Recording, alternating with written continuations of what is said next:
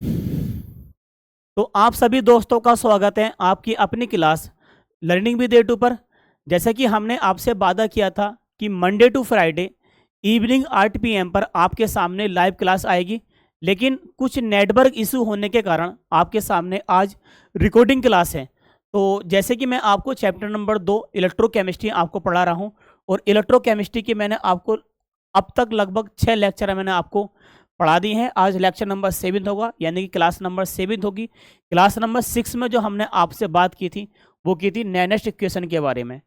नैनेस्ट equation के बारे में आपको बिल्कुल बेसिक से आपको हमने सिखाया था विद न्यूमेरिकल। ठीक है, तो आज लेक्चर नंबर 7 की बात करेंगे, यानी कि आपके सामने आज जो लेक्चर नंबर 7 है उसमें हम बात करेंगे आपके सामने application of Nernst equation delta G naught and केसी।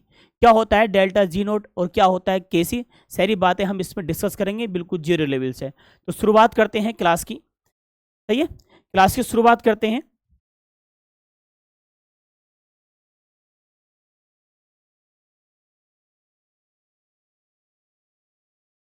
तो जैसे कि मैंने आपको पिछली क्लास में नैनेस्ट इक्वेशन के बारे में मैंने आप लोगों को बताया था कि पिछली क्लास में जो हो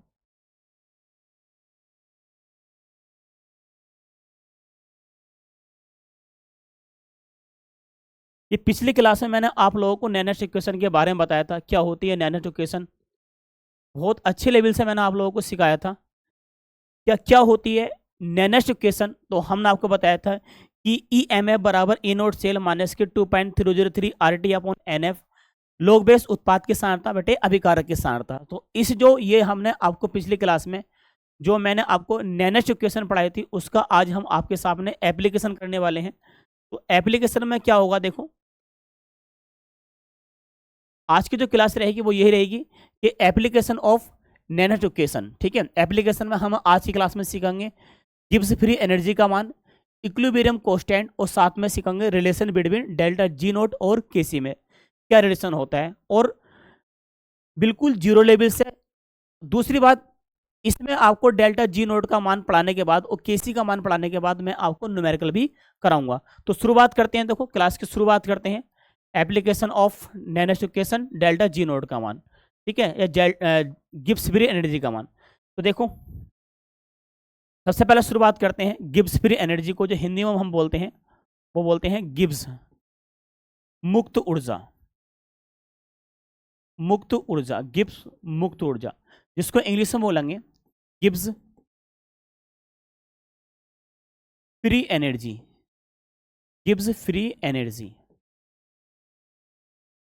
जिसको हम रिप्रेजेंट करते हैं डेल्टा जी से। कैसे रिप्रेजेंट करते हैं? डेल्टा जी से। ठीक है, हम इसको रिप्रेजेंट करते हैं डेल्टा जी से। इसके बारे में देखो हम आप लोगों को डिस्कस करते हैं। इसको हम यहाँ पर रखते हैं। जैसे कि मैंने आप लोगों को पिछली क्लासों में बताया था कि हमारा इलेक्ट्रोकेमिकल सेल होता है। इलेक्ट्रोकेमिकल केमिकल सेल, जिसको विद्युत रासायनिक सेल बोलते हैं, जो रासायनिक ऊर्जा को विद्युत ऊर्जा में कन्वर्ट करता है, जो एक स्पोंटेनियस रिडोक्स रिएक्शन दर्शाता है, जिसकी खोज गैल्वेनी वोल्टेज ने की थी। उसी पर हम डिस्कस दूसरा का करते हैं, और गिब्स ऊर्जा का मान इस पर हम आप लोगों को बताते हैं। जैसे कि मैंने आपको पीछे बताया था कि हमारा जो इलेक्ट्रोकेमिकल सेल होता है, इलेक्ट्रोकेमिकल सेल, जिसकी खोज की थी गैल्वेनिक एंड बोल्टिक ने, एंड बोल्टा ने, तो हम लिखेंगे बोल्टिक। सही है, बोल्टेनिक एंड बोल्टेनिक सेल, इसको हम इलेक्ट्रोकेमिकल सेल या गैल्वेनिक एंड बोल्टिक सेल कहते हैं। इस सेल का ये एक ऐसी डिवाइस है जो केमिकल एनर्जी को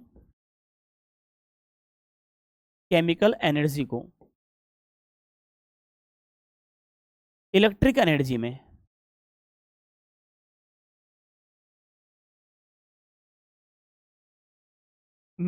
परिवर्तित करता है, परिवर्तित करता है। ये मैंने आपको प्रीवियस क्लासों में मैंने आप लोगों को बताया था कि विद्युत रासायनिक सेल एक ऐसा डिवाइस होता है जो केमिकल एनर्जी को इलेक्ट्रिक एनर्जी में क्या करता है? परिवर्तित करता है। फिर मैंने आप लोगों को बताया था कि जो इलेक्ट्रोकेमिकल सेल होता है यह एक spontaneous redox reactions, redox reactions,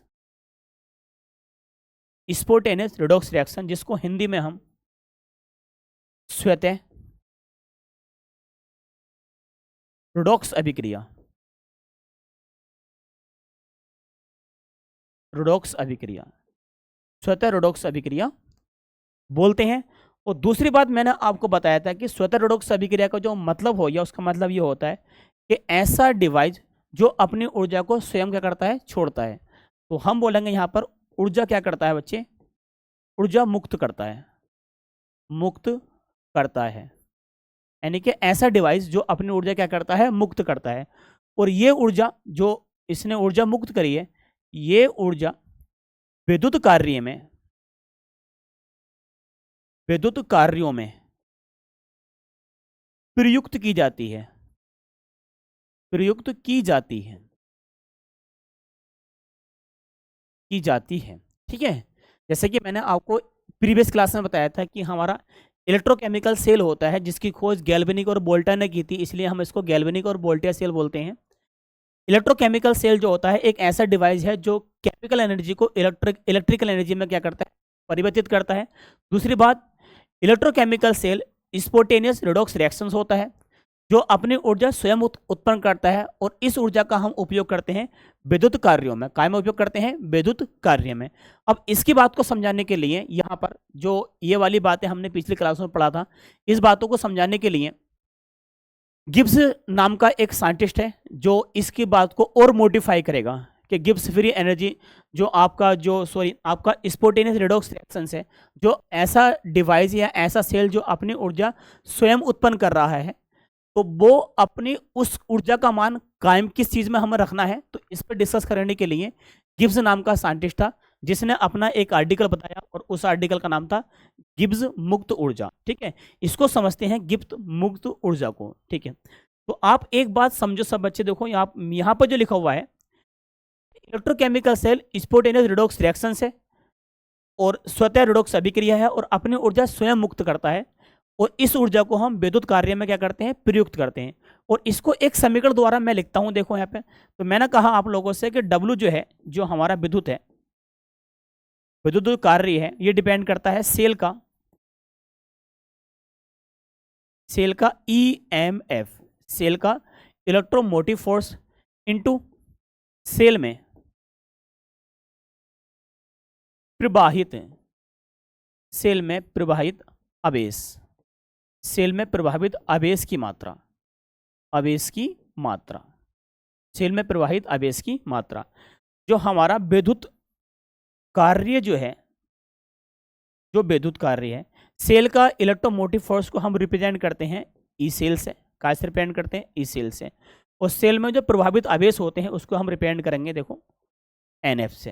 काय से रिप्रेजेंट करेंगे, NF से, जहां N क्या है, नंबर ऑफ इलेक्ट्रॉन, F क्या है, फैराडे कांस्टेंट। ठीक है, इसको अगर मैं और मॉडिफाई करके लिखूं तो W विद्युत बराबर, W विद्युत बराबर हम इसको लिख सकते हैं NF E naught, sorry NF E cell. क्या लिख सकते हैं, NF ई सेल। और NF ई सेल की अगर हम बात करेंगे तो ये जो एक हमारा फार्मूला बनकर आ गया NF ई सेल बराबर, ठीक है, देखो ये जो हमारा फार्मूला बनकर आ गया NF ई सेल बराबर, इसके अंदर कौन सी चीज इसके अंदर क्या है, जहां पर E का मान क्या है या NF का मान क्या है, सब बताएंगे आप लोगों को।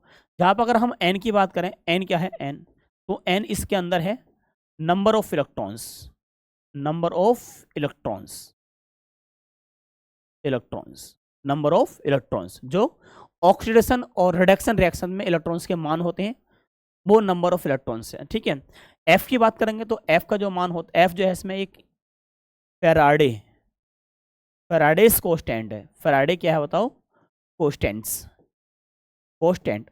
और फैराडे कांस्टेंट का जो मान होता है, यानी कि F का जो मान होता है वो होता है 96,500 कूलम।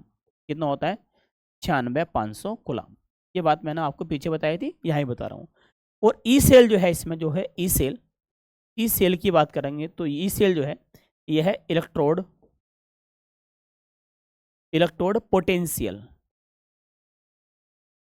क्या है ये, इलेक्ट्रोड पोटेंशियल, या हम इसको इलेक्ट्रो इलेक्ट्रोमोटिव फोर्स भी बोलते हैं। क्या बोलते हैं इसको? इलेक्ट्रोमोटिव फोर्स भी बोलते हैं। यहाँ पर तो हमने ये वाली बात समझ ली कि विद्युत रासायनिक सेल एक ऐसा डिवाइस होता है जो रासायनिक ऊर्जा को विद्युत ऊर्जा में कन्वर्ट करता है और विद्युत ऊर्जा में कन्वर्ट करता है। साथ में विद्युत रासायनिक सेल स्वतः रेडॉक्स अभिक्रिया है, अपनी ऊर्जा स्वयं छोड़ता है और उस ऊर्जा का उपयोग हम विभिन्न विद्युत कार्य में करते हैं। साथ में विद्युत कार्य में अगर हम उस ऊर्जा की उसके ऊर्जा की मान की अगर हम बात करेंगे तो उसको एक समीकरण द्वारा हमने प्रयुक्त करा, यानी कि जो विद्युत कार्य होता है वो सेल का इलेक्ट्रोमोटिव फोर्स उस सेल में प्रभावित आवेश की मात्रा के कैसे होता है बताओ? बराबर होता है। जहाँ पर सेल का ईएमएफ को हम रिप्रेजेंट करते हैं ई सेल से, उस सेल में प्रभावित आवेश की मात्रा जो होती है वो होती है एनएफ। जहाँ पर मैंने आपको बताया डब्लू विद्युत कार्य है ये, जहाँ पर एन क्या है? नंबर ऑफ इलेक्ट्रॉन, एफ क्या है? फैराडे कांस्टेंट, और ई क्या है? इलेक्ट्रोड पोटेंशियल या इलेक्ट्रोमोटिव फोर्स। ठीक है, अब इसके आगे जो बताने के लिए आया है बच्चे वो आया है हमारे पास गिब्स फ्री ऊर्जा। अब गिब्स नाम का जो साइंटिस्ट आया था उसने देखो क्या बताया। गिब्स नाम का साइंटिस्ट बताता है कि किसी भी ताप बेदाब पर किसी भी ताप बेदाब पर किसी भी ताप बेदाब पर स्पोटेनियस रिडॉक्स रिएक्शन होने के लिए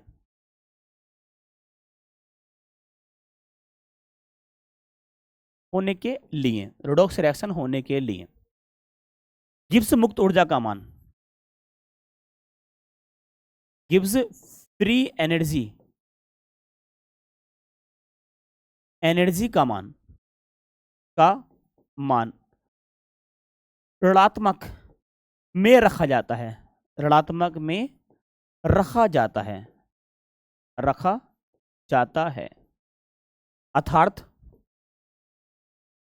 रखा जाता है अर्थात देखो आपका जो विद्युत कार्य निकल कर आया है, आपका जो ये विद्युत कार्य निकल कर आ रहा है इसमें गिब्स ऊर्जा का मान इसको रख दो, गिब्स ऊर्जा का मान काय में रखा जाएगा बच्चे?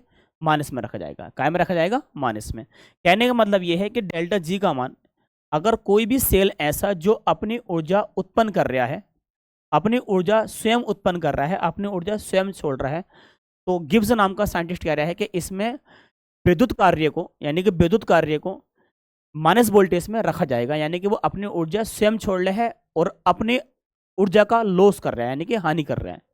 तो इसने बताया कि हमारा पास जो आपका डब्ल्यू विद्युत एन एफ बराबर ई सेल था, तो उसने डब्ल्यू विद्युत को डेल्टा जी नोट बोल दिया। अच्छा, इसका मान हमने अभी निकाला था आपको एन एफ, और क्या निकाला है मैंने? ई सेल बराबर में डेल्टा जी। क्या निकाला देखो मैंने? Delta G. अब इसको अगर मैं और मॉडिफाई करूंगा, देखो इसको अगर मैं और मॉडिफाई करूंगा तो डेल्टा जी बराबर ये आ गया एन एफ और ई नोट सेल। ठीक है, ये बनकर आ गया एन एफ और ई नोट सेल। ठीक है, देखो ये बनकर आ गया डेल्टा जी बराबर N F E naught cell. Delta G क्या है? विद्युत कार्य ही है, सही है। जो हमारा विद्युत कार्य था उसको हमने डेल्टा जी बोल दिया। ये भी एक एनर्जी है और ये भी क्या है? एक एनर्जी है। ठीक है, अब देखो अगर हम डेल्टा जी बराबर minus N F E naught cell होगा तो हम इसको बोलेंगे बच्चे, इसको जो बोला जाएगा ये बोला जाएगा गिब्स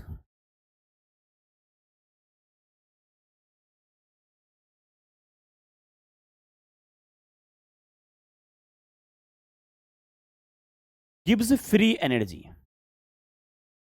ये होती है बच्चे गिब्स फ्री एनर्जी। ठीक है, और अगर मैं इस सेल को और मॉडिफाई करके अगर सपोज करूँ कि अगर मैंने इसको डेल्टा जी नोट लिख दिया तो यहाँ पर minus F E naught cell लिखा जाएगा। क्या लिखा जाएगा? ई नोट सेल लिखा जाएगा। ठीक है, तो इस फार्मूले को हम इस टाइप से भी लिख सकते हैं।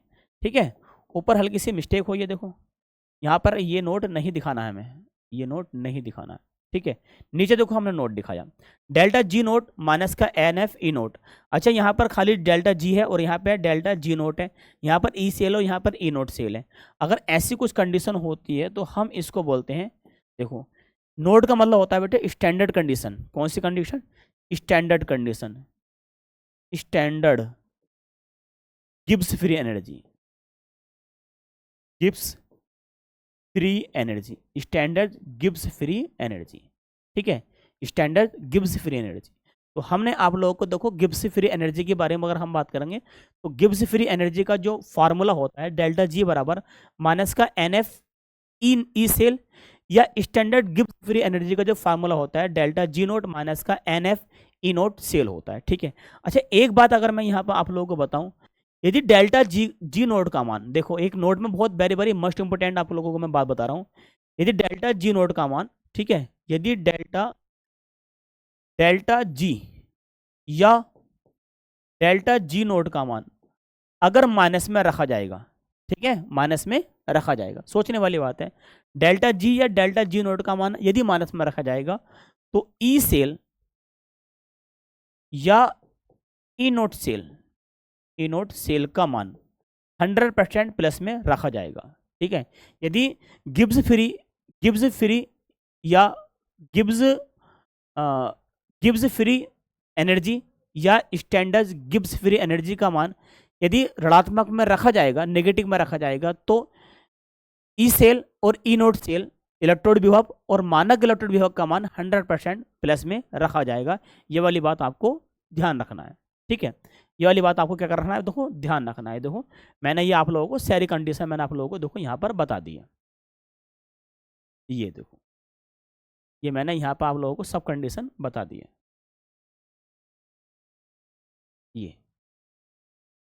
ये होती है बच्चे Gibbs free energy. Gibbs free energy का जो फार्मूला होता है वो डेल्टा जी बराबर माइनस के एन एफ ई सेल। ठीक है, आगे चलते हैं। देखो आगे अगर हम बात करेंगे तो मैंने अभी आपको बताया था कि एप्लीकेशन ऑफ नैनो समीकरण, तो हमने गिब्स का तो मान पढ़ लिया है। अब हम पढ़ेंगे बेटा equilibrium constant, very very most important है इक्विलिब्रियम कांस्टेंट। ठीक है, तो इक्विलिब्रियम कांस्टेंट की देखो हम बात करेंगे। आगे चलते हैं, इक्विलिब्रियम कांस्टेंट जिसको बोलते हैं साम्य अवस्था स्थिरांक, साम्य अवस्था स्थिरांक, इक्विलिब्रियम कांस्टेंट, और इसको रिप्रेजेंट करते हैं केसी से। कैसे रिप्रेजेंट करते हैं इसको, केसी से रिप्रेजेंट करते हैं। ठीक है, ये देखो इक्विलिब्रियम कांस्टेंट की हम बात करेंगे अब।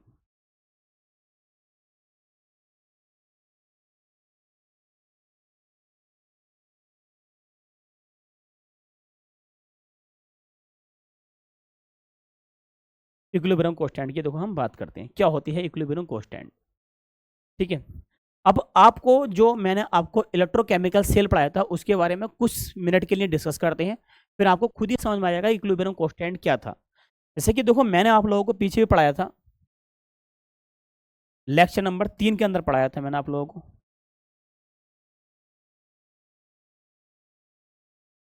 ये दो अलग अलग पात्र होते हैं और अलग अलग पात्र के अंदर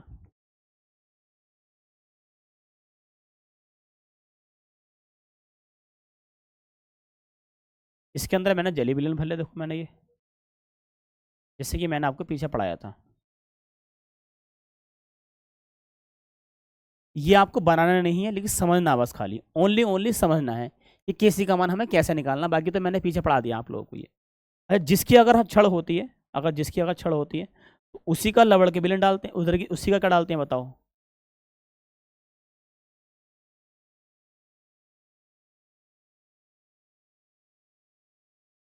ठीक है चलो, अगर लवड़ का विलयन आपका सपोज करो कि जिंक का है तो जिंक की रॉड डलेगी, और लवड़ का विलयन अगर आपका काय का है, कॉपर का है, कॉपर की रॉड डलेगी। ठीक है, ये बताया था मैंने आपको। ठीक है, फिर मैंने आप लोगों को यहाँ पे मैंने जो है इस टाइप से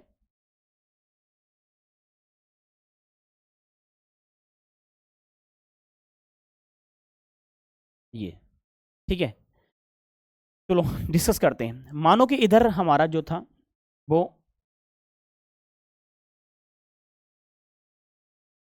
इधर की अगर हम बात करेंगे, ठीक है,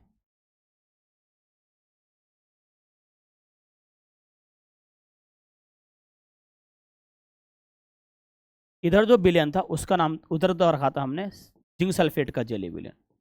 इसका रखा था जिंक सल्फेट का जेली विलयन 1 m और 298 केल्विन पर।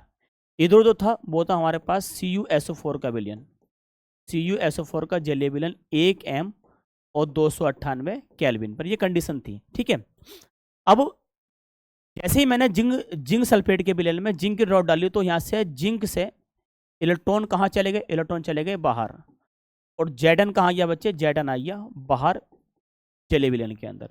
स्टार्टिंग की अगर हम बात करें, जैसे मैंने आपको बताया था कि Zn+2 की सांद्रता उस सल्फेट की सांद्रता की कैसी होगी बताओ, बराबर होती है। इधर ही मैंने आप लोगों को बताया था कि Cr+2 आयन की सांद्रता SO4-2 आयन की सांद्रता की कैसी होती है, बराबर होती है।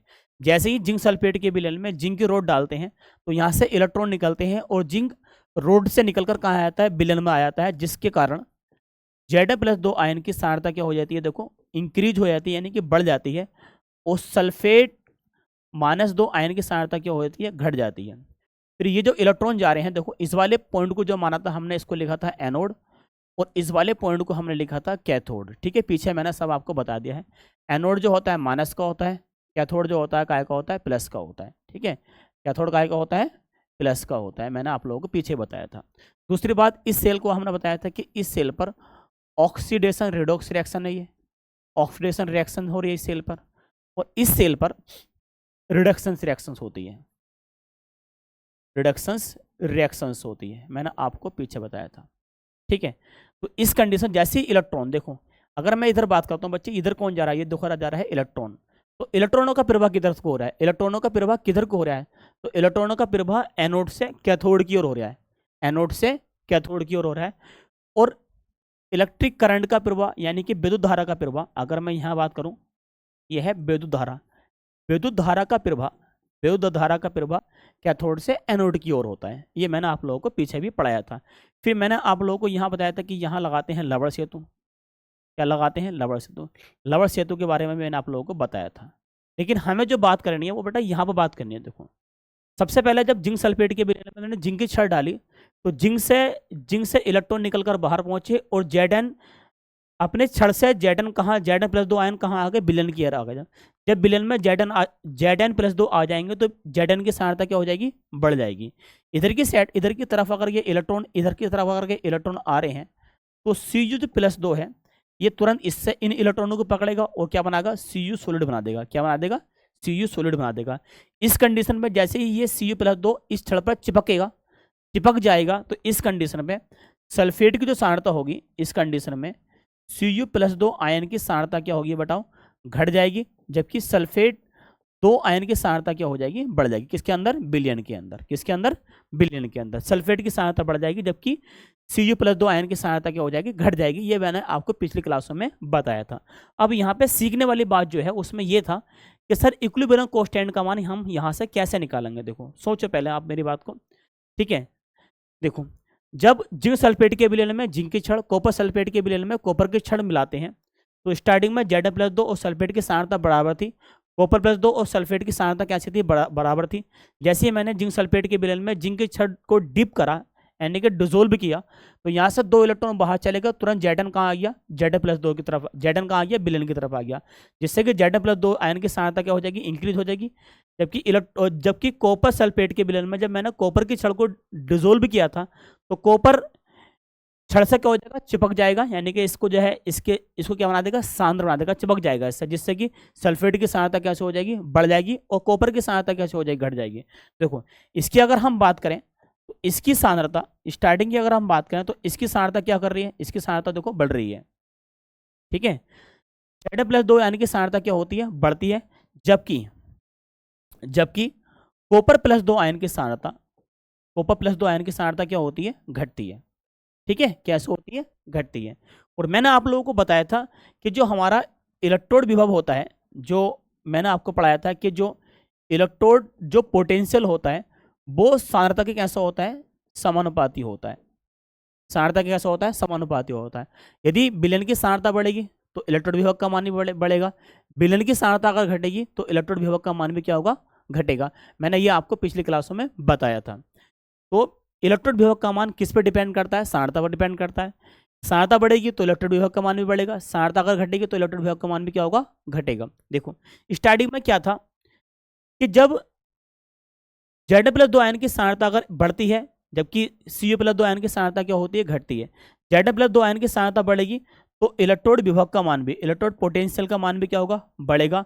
और Cu+2 आयन की सांद्रता घटती है तो इलेक्ट्रोड पोटेंशियल का मान भी क्या होगा, बताओ, घटेगा।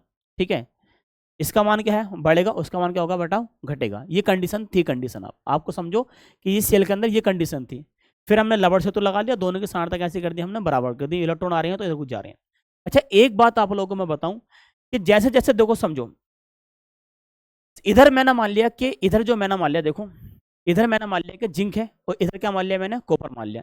इसकी सांद्रता क्या हो रही है, बढ़ रही है, और इसकी सांद्रता क्या हो रही है, देखो घट रही है। ठीक है, इसकी सांद्रता ये है हमारे पास Zn, ये कौन है, देखो इधर है हमारा Zn, इधर कौन है बताओ, Zn+2, और इधर कौन है, कॉपर। अच्छा, इसकी सांद्रता क्या हो रही है, बढ़ रही है, जबकि इसकी सांद्रता क्या हो रही है, घट रही है। देखो समझो, ये कौन है बताओ, Zn, इधर है Zn, इधर कौन है, Cu। सही है, Zn की सांद्रता क्या होगी, बढ़ेगी, और Cu की सांद्रता क्या होगी, घटेगी। जब देखो, बिल्कुल पॉइंट को समझो मेरी बात को, बिल्कुल मेरी बात को पॉइंट टू पॉइंट समझो। जब जिंक की, अगर Zn+2 आयन की सांद्रता बढ़ेगी तो इलेक्ट्रोड विभव का मान भी घटेगा। Cu+2 आयन की सांद्रता घटेगी तो इलेक्ट्रोड विभव का मान भी क्या होगा, घटेगा। अब मेरी बात को समझो, जैसे जैसे Zn+2 आयन की सांद्रता बढ़ती है, वैसे वैसे Cu+2 आयन की सांद्रता क्या होती है, घटती है। एक कंडीशन ऐसा आती है, दोनों की सांद्रता कैसी हो जाती है, बराबर हो जाती है। जब दोनों की सांद्रताएं बराबर हो जाती हैं तो इलेक्ट्रोड विभव का मान कैसा हो जाता है, शून्य होता है। ऐसी कंडीशन में कोई भी विद्युत धारा प्रभावित नहीं होती। आ रही बात समझ में, समझो बात को। जब दोनों की सांद्रताएं कैसी हो जाएंगी, बराबर हो जाएंगी, इसका मान क्या हो रहा है, बढ़ रहा है, इसका मान क्या हो रहा है, घट रहा है। जब दोनों की सांद्रता कैसी हो जाएंगी, बराबर हो जाएंगी, तो इलेक्ट्रोड विभव का मान कैसा हो जाएगा, शून्य हो जाएगा। जब इलेक्ट्रोड विभव का मान शून्य हो जाएगा तो सेल में कोई भी विद्युत धारा का प्रवाह नहीं होगा। तब हमें इक्विलिब्रियम कांस्टेंट का मान हमें निकालना है। ठीक है, अब देखो मेरी बात को तुम समझो, मैं क्या आप लोगों को बताना चाह रहा हूं। देखो, जब दोनों की सांद्रता बराबर हो जाएंगी, Zn+2 आयन की सांद्रता और इधर Cu+2 आयन की सांद्रता कैसी हो जाएंगी बच्चे, दोनों की सांद्रता कैसे हो जाएंगी, बराबर हो जाएंगे। तो उस कंडीशन में इलेक्ट्रॉन पोटेंशियल का मान कितना हो जाएगा, शून्य हो जाएगा। और इलेक्ट्रॉन पोटेंशियल को जो हम रिप्रेजेंट करते हैं वो रिप्रेजेंट करते हैं ई सेल से। कैसे रिप्रेजेंट करते हैं, ई सेल से। इस कंडीशन पे ई सेल का मान कैसा हो जाएगा, जीरो हो जाएगा। तब हमें नैनस समीकरण लगानी है। अच्छा, नैनस समीकरण जो होती है हमारी होती है ईएमएफ, ईएमएफ। और मैंने आपको बताया था कि इसको हम ईएमएफ भी बोलते हैं, ई सेल भी बोलते हैं, और इलेक्ट्रोमोटिव फोर्स भी बोलते हैं। सही है, यहाँ था आपका ई नोट सेल, और यहाँ था माइनस का 2.303 RT अपॉन NF, और यहाँ था log बेस KC। ये था, ये हमारी नैनोस्टिक इक्वेशन थी। ठीक है, ये हमारी नैनोस्टिक इक्वेशन थी जो मैंने आपको पीछे भी पढ़ाई थी। अब इसमें मुझे जो है इसी समीकरण के अंदर जब ई नोट वो ई सेल EMF का मान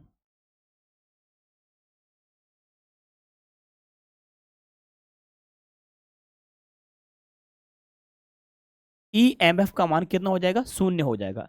जब दोनों की सांद्रता कैसे हो जाएंगी, बराबर हो जाएंगे, तो इलेक्ट्रोड विभव का मान कैसा हो जाएगा, इलेक्ट्रोड विभव का मान कैसा हो जाएगा, शून्य हो जाएगा। तब देखते हैं, तो इसका मान रखते हैं हम शून्य, बराबर में ई नोट सेल माइनस के 2.303 RT/NF और log base KC, log base KC।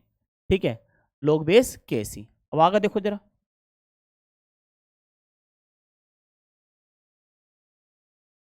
अब ये सारा पोर्शन काय का, माइनस का इधर उठा के लेंगे तो काय में आ जाएगा, प्लस में आ जाएगा। तो ये आ जाएगा 2.303 RT/NF log बेस 10 और बराबर में E naught cell, E naught cell.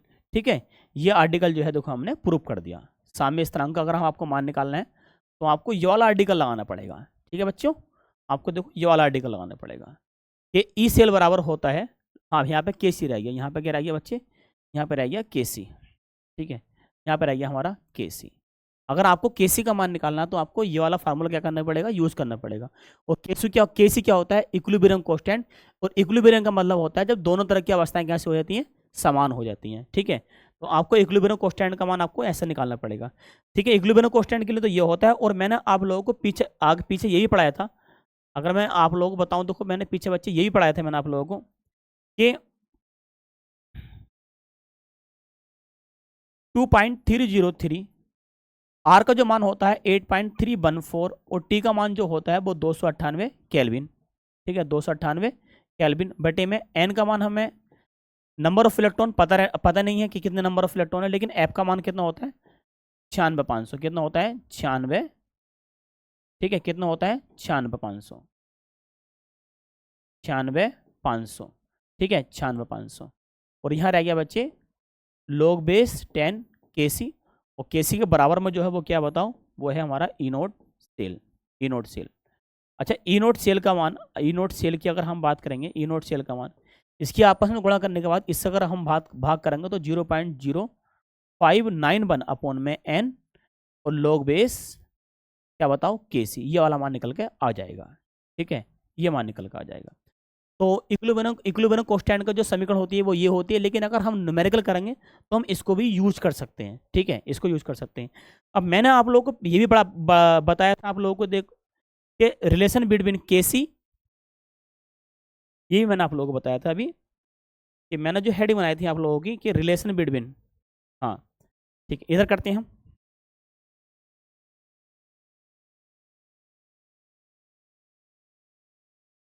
Relation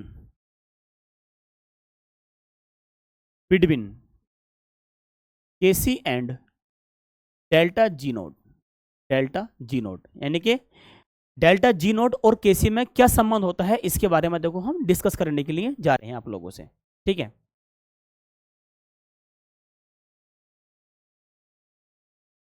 sir अभी मैंने आपको पढ़ाया था कि 2.303 R T upon N F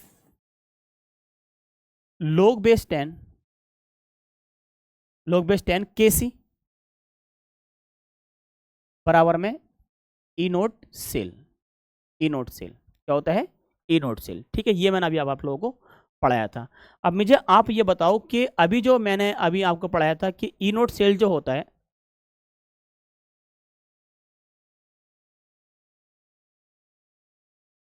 ठीक है, तो इसको हम 2.303 आर टी अपॉन देखो एन एफ को मैं उधर ले जाऊंगा, एन एफ को देखो मैं इधर ले जाऊंगा तो ये आ जाएगा log बेस 10 के सी, और इधर अगर मैं इसको बर्थडे की चीज गुणा में ले जाऊंगा तो ये आ जाएगा N F E naught cell. N F E naught cell. ठीक है, ये आ जाएगा।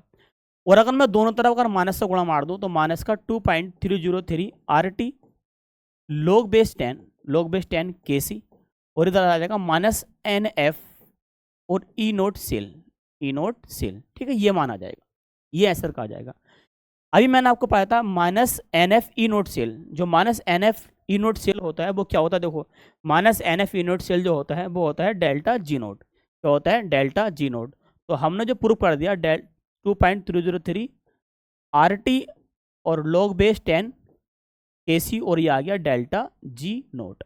और मुझे इसमें ही हमें क्या करना था, हमें इसको ही क्या करना था बेटा, प्रूफ करना था। इसको ही हमें क्या करना था, देखो प्रूफ करना था। ये मैंने देखो इसको भी प्रूफ कर दिया। तो relation between delta G note और के सी क्या होता है, तो -2.303 आर टी log बेस 10 और के सी बराबर में डेल्टा जी नोट। ठीक है, ये देखो मैंने आप लोगों को ये सब कुछ समझा दिया है। अब आप जो है इसका स्क्रीनशॉट ले लो चाहे तो, लेकिन आपको जो स्क्रीनशॉट लेना है वो यहाँ से लेना है। वो तो मैंने आपको रफ्तार सिखाया था, ये आपका साम्य स्थिरांक का मान होता है। ठीक है, अब करते हैं हम इसके न्यूमेरिकल। ठीक है, ये आप स्क्रीनशॉट ले लो, देखो इस टाइप से लो, स्क्रीनशॉट ले लो आप।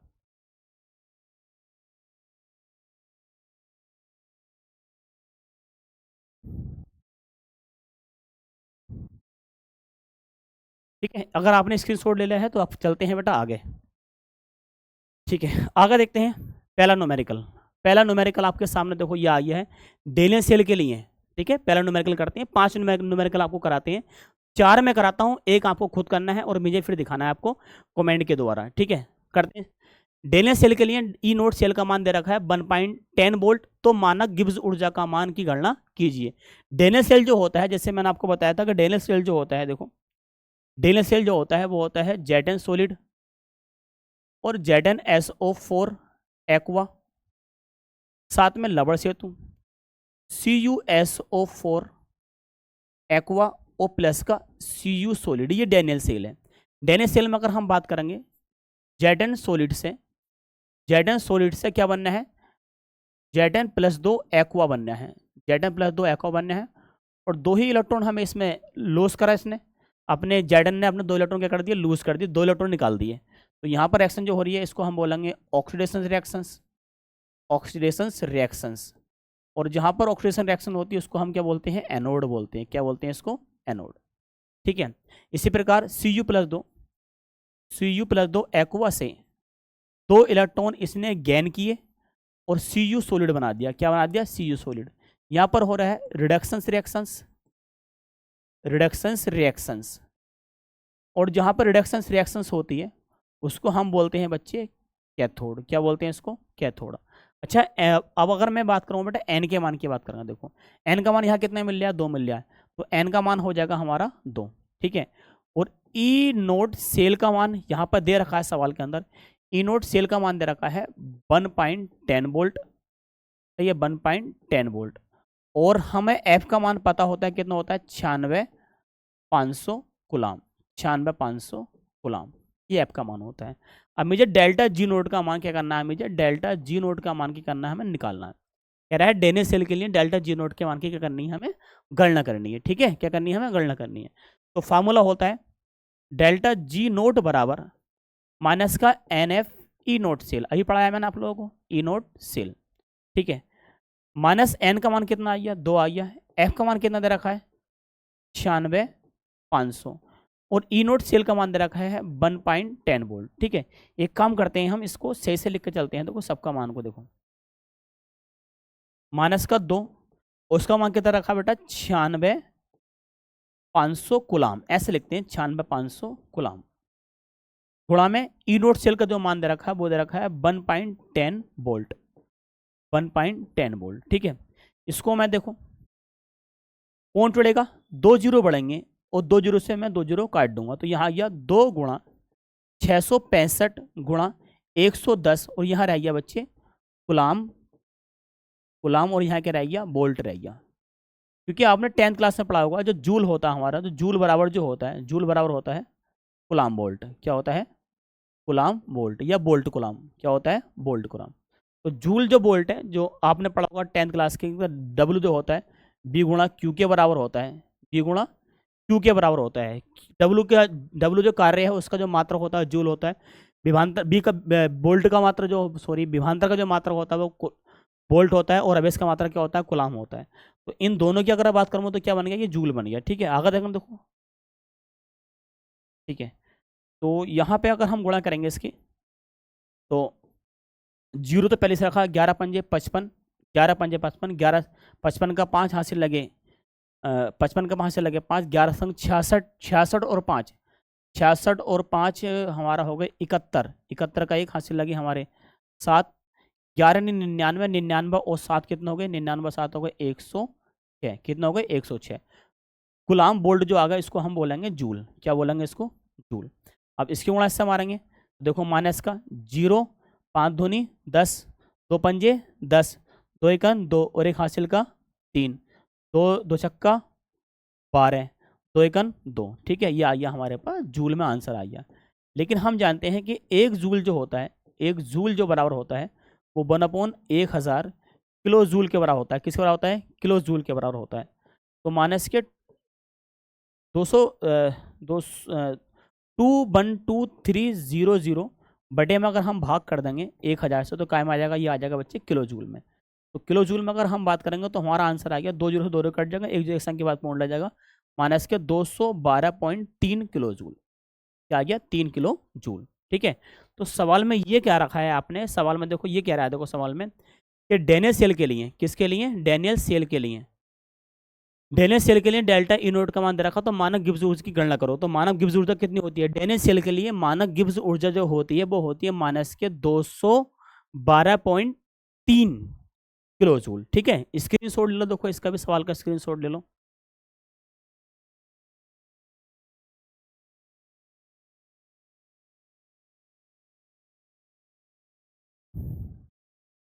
अगले सवाल पर चलते हैं, देखो अगले पे पहुंचते सवाल।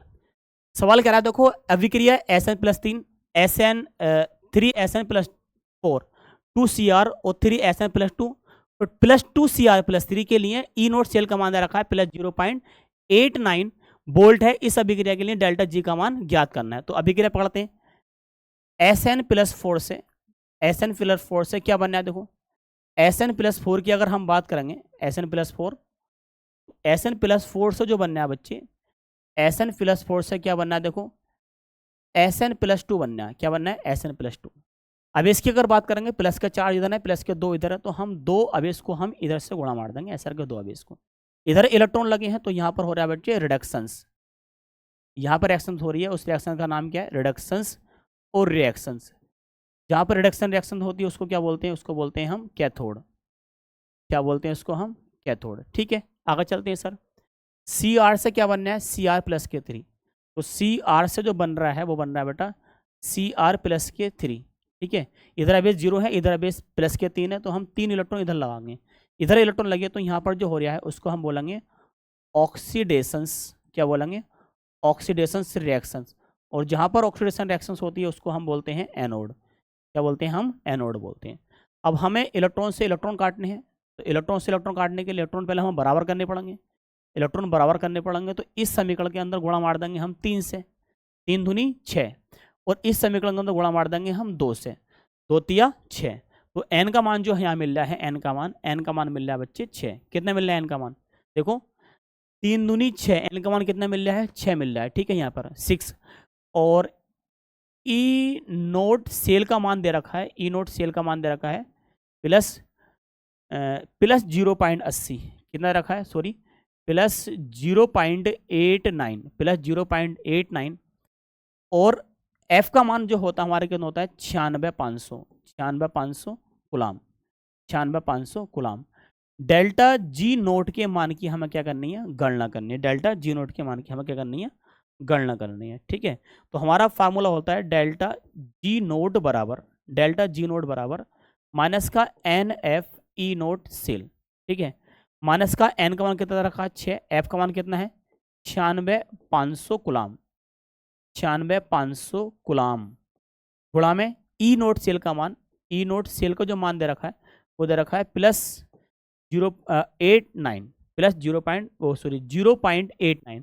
अब इसकी कैलकुलेशन करके मुझे बताओ। ठीक है, मैं आपको 1 मिनट का टाइम दे रहा हूँ, आपके इसको कैलकुलेशन करके मुझे बताना आप लोगों को।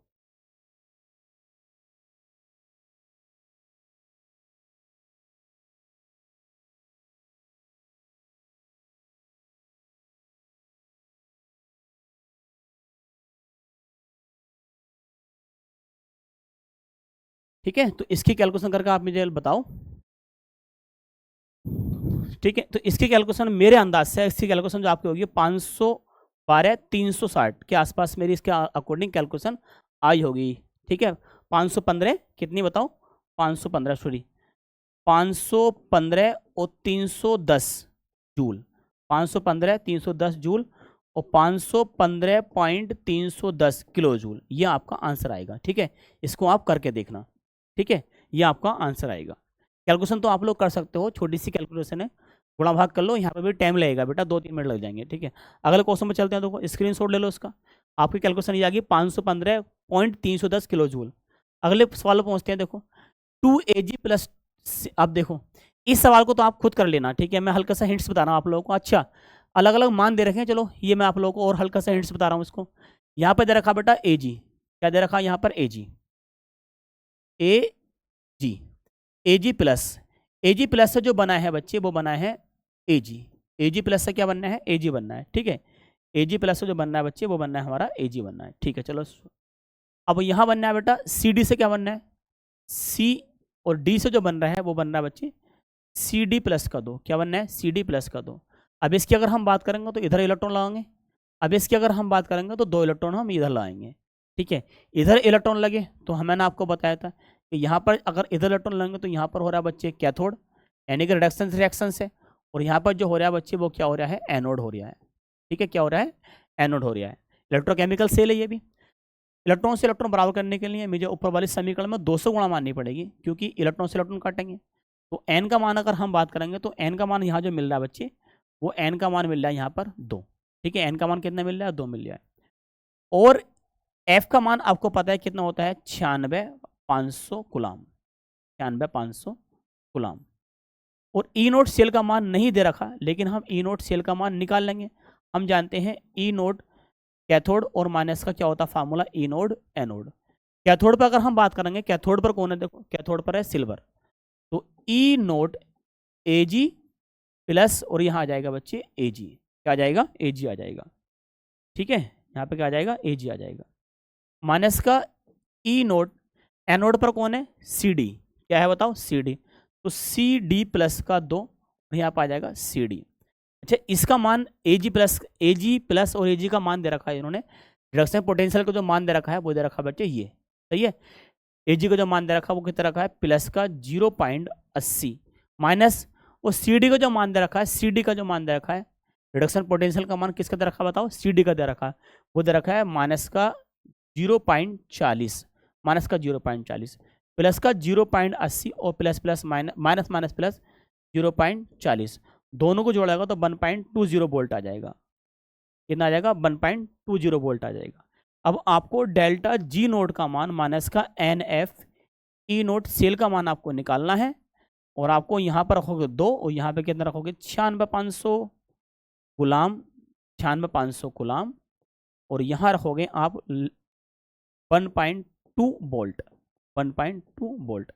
ये आपको मुझे कैलकुलेशन करके दिखानी है आप लोगों को।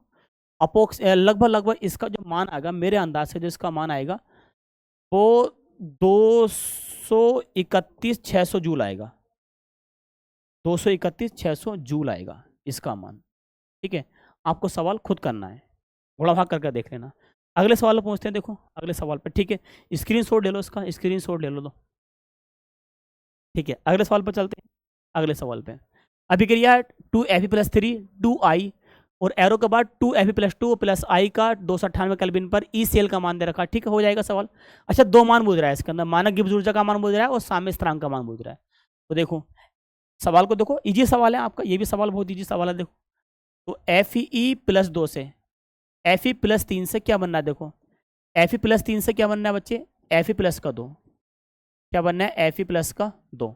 ठीक है, अब इसकी बात करेंगे तो एक इलेक्ट्रॉन हमें इधर लगाना पड़ेगा, इधर 3 है इधर 2 है, तो इधर एक इलेक्ट्रॉन लगाना पड़ेगा हमें।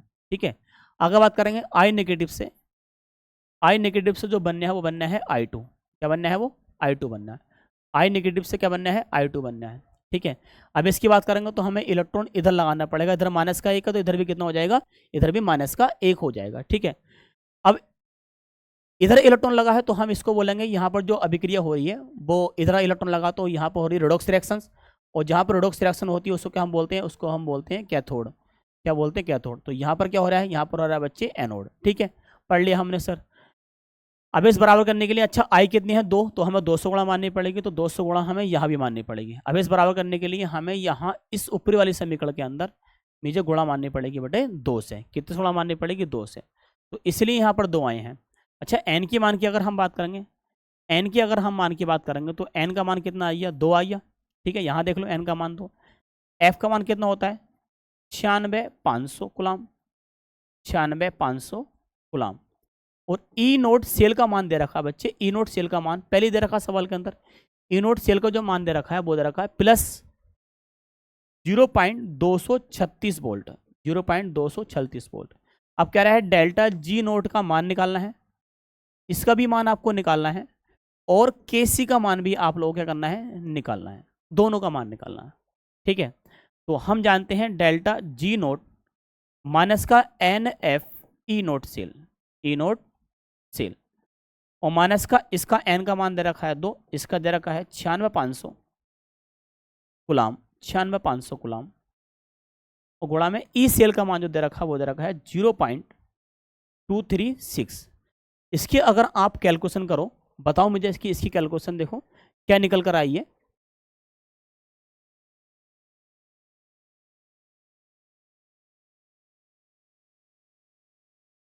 ठीक है, बताओ आप मुझे इसकी कैलकुलेशन क्या निकल कर आई, गुणा भाग करो आप इसकी, बताओ, आपके पास पूरा 1 मिनट है।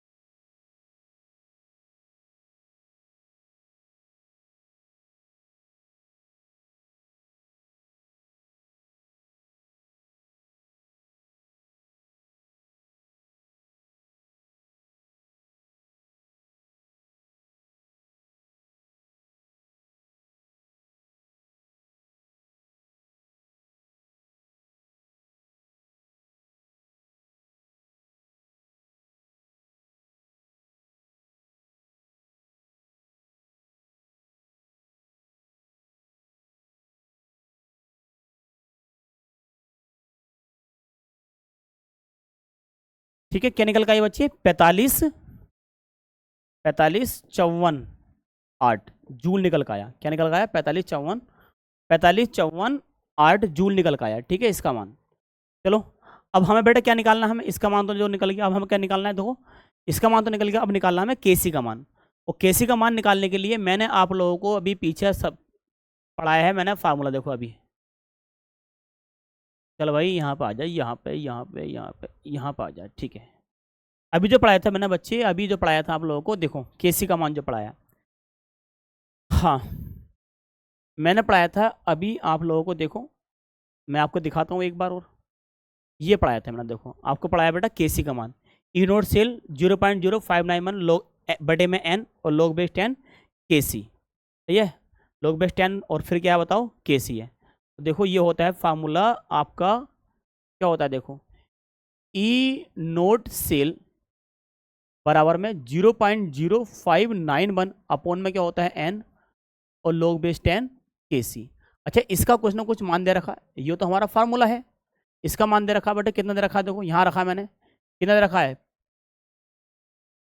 0.236 बराबर में 0.0591 अपॉन में कितना रखा है 2 और लॉग बेस क्या निकालना है हमें केसी का मान निकालना है। ठीक है, लॉग बेस क्या निकालना है मुझे केसी का मान निकालना है। अब बर्थडे की चीज़ गुणा पहुंचेगी या इसको काट लो, 295 से कट जाएगा। ठीक है, तो 0.236 बराबर में आ गया 0.0295 और यहाँ रह गया बच्चे लॉग बेस 10 केसी। अब इसको हम भाग में लेंगे 0.236 और 0.0295 और यहाँ रह जाएगा बच्चे लॉग बेस 10 केसी। कितना रह जाएगा लॉग बेस 10 केसी। अच्छा पॉइंट उड़ेगा तो ऊपर एक जीरो बढ़ जाएगा, कितना बढ़ जाएगा एक जीरो बढ़ जाएगा, 223.60 बटे में 295 बराबर कितना आ जाएगा लॉग बेस 10 केसी। लॉग बेस 10 केसी इसको अगर हम पूरा काटेंगे तो लगभग कटेगा ये 8 बार। तो लॉग बेस 10 यहाँ करता हूँ मैं, लॉग बेस 10 केसी का जो मान आ गया वो आ गया बच्चे 8।